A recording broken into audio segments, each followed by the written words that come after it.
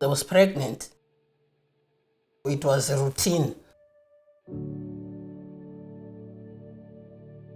Everyone should be tested for HIV when you are pregnant. It's not like I was sick. My gynecologist told me that there was no assurance that the child would be negative. The consultant told me that my child would be negative and I can live a normal life. Gynecologist is telling me otherwise. So I was caught in between and I was on my own. My gynecologist said, I'm giving you 5 minutes to think, we can terminate the baby. It's allowed because you don't know. It's a 50-50 chance. When he said 50-50 chance, I imagined people in Africa, the children I've seen dying of AIDS. I didn't want that to happen to my child. And I was thinking, I'm in a foreign land, who would be there to help me?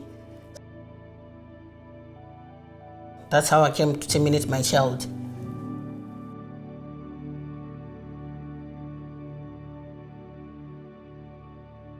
So, I have a couple of people in my family that's living with HIV, but there's one particular uncle that lived with us. He hung himself because he found out he was living with HIV, and that shook me to the core till today.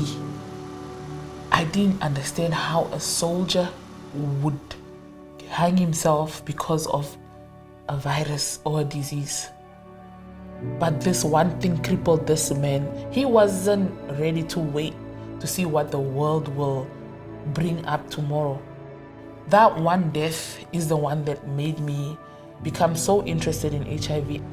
I kind of go between that I want to talk about it and I don't want to talk about it. All I remember when I was diagnosed, I just thought, wow, so here I am, I'm dying. I come from Namibia. We grew up with HIV and AIDS awareness. It was something that we were taught in school, it was on TV, it was not hidden from us. It was a sexually transmitted disease and people were dying of it. So it started with HIV, the virus, then it progressed to AIDS. In Nigeria, there was always this constant HIV kills, HIV is for gay men, HIV is a punishment from God. It's not something anyone who is a good person will get, which obviously is not true. You know, HIV is not selective. Some people were in denial. When they started getting sick, people won't believe it's HIV. Some will think they'll go the African route, seeking for healing from the sangomas and African medicines and herbs. And it led to a lot of people dying without seeking medical attention. So I just started seeing flashbacks of those people during their end days. And it was not a great feeling at all. The first time, nothing really helped me. I wasn't a fighter. I just thought, well, this is it. It gets the best of us. That's the thing. When I went for my first appointment with the consultant, it took me time. Why should I go there? I gave up, to be honest.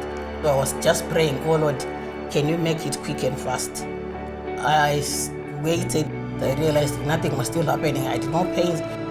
That's when I started seeing hope. I wasn't sick. I never had any symptoms. I think first 4 or 5 weeks, all I could go there is just cry. I was expecting her to be saying, oh, I'm sorry, oh, this and this. She never said anything. All she would say, acknowledged, I'm still here, I'm listening. It helped me because I came up with the conclusion that, okay, so why am I crying? It has happened. After all, I can move on. There is life. Being from a Christian background, I just thought in the end, when God says yes, nobody can say no. I started feeling better, and the people, the support group members were very friendly and accommodating. The people were in my same situation. And one day I met a lady. She was from Africa. So she said, oh, I've been diagnosed for 20 years, and I'm talking of 2005. There's no signs of cracking or going anywhere soon. Can this be real? My sister, I want you to be honest. Are you real sick, or they pay you to come and say this so that people can just feel better? She said, no, nobody pays me, my dear. I'm really HIV positive and I've been for the last 20 years. I said, but you don't show any signs. He said, yeah, because I take my medication. I think there is something to fight for here. At first, I wasn't really worried about dating. I used to tell people just almost immediately when I start talking to them. And then it was like after a year, I noticed that I was only really saying it from a self-deprecating way of, I have HIV.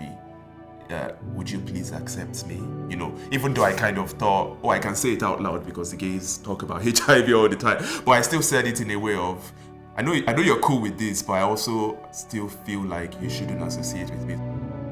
Dating was so difficult because if you want to tell somebody I'm HIV positive, the person is running 1,000 miles away. Oof, I can't be near a person who is positive. Before I had a lot of runners, some who even wanted to commit suicide to say, why didn't you tell me before that you are positive? At times I would wait to say, let me see how far the relationship goes. I can wait for a month, I can wait for 3 months. As long as I'm using protections, I know I'm not passing anything. Then when I say, I think the relationship is okay, let me disclose. Oh, there you make a mistake. I don't blame people who don't disclose because it's so hurtful when you think this person says you love me.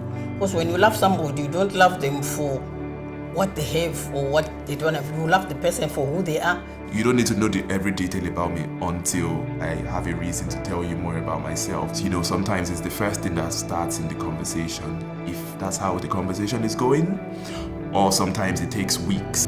I'm not a risk to anyone. I can't transmit HIV to them because I'm on my meds, I'm undetectable. I don't have that fear anymore. Information that is passed in the form of fear blocks every other thing that has to come into somebody's mind. Because once you're afraid, that's all you see, that's all you know. You're not willing to even hear any other thing. I achieved so much when I was loved or when I'm being loved. So when people are unloved, things like loneliness creep in. And when you're lonely, it opens the door for every other thing. You are more vulnerable. What else are you going to do? You're going to stop taking your meds. You're going to stop going out. You're going to stop going to your GP. You're going to stop talking. You're going to stop raising awareness. Even in churches, even the pastors themselves, they don't want to talk about HIV because they think it's a taboo. I know a lot of people will take their medications without their partners knowing. If I tell the person might leave me. In your mind, the world is against you. You are unlovable. If I say today I've got cancer to my partner, will my partner say, go away, you've got cancer? I'll leave you. HIV is the way you get it. What makes people stigmatize you? That's when people don't disclose. And once they don't disclose, what does it do? More cases of HIV will be coming.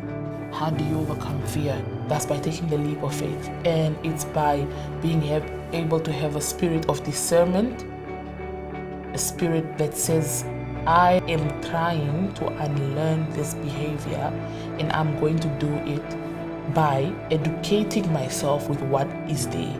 People just think it's promiscuous women, promiscuous people who get HIV.